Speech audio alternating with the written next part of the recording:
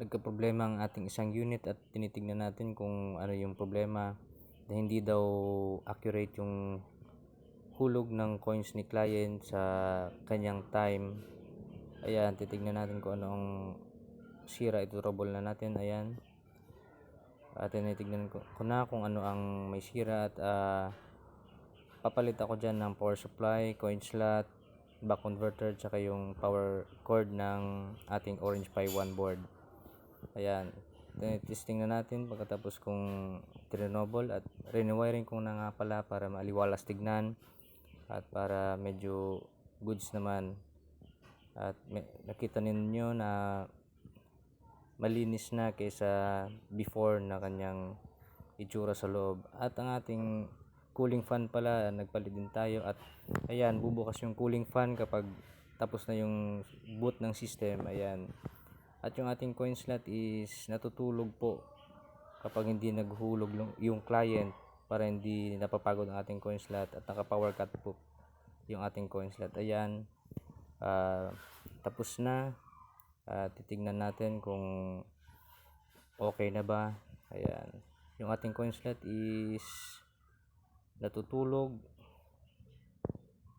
at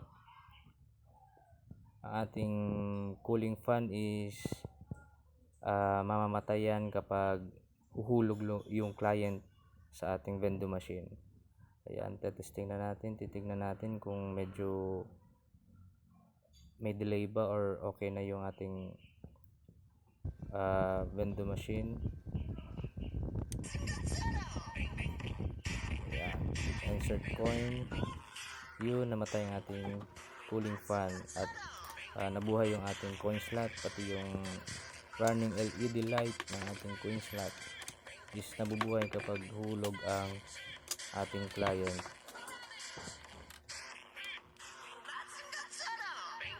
Ayan, 7 pesos yung hinulog natin. Okay, done paying. At yung blue LED light is normally open kapag walang maghuhulog sa ating vending machine. Okay, connected. Okay, goods na. Testingin natin sa YouTube.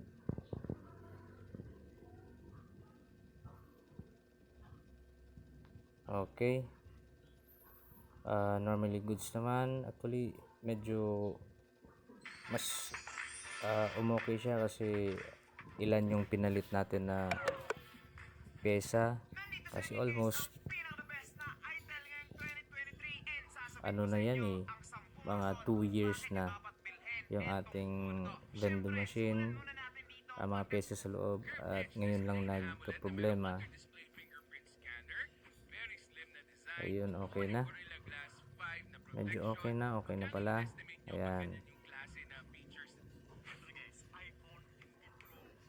mabilis naman yung ating pagsasurf, yung ating internet. Ayan, mas okay na siya at ready to deploy ng ating unit. Hindi na kasi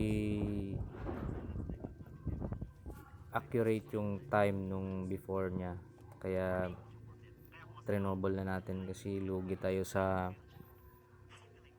kuryente tsaka sa income.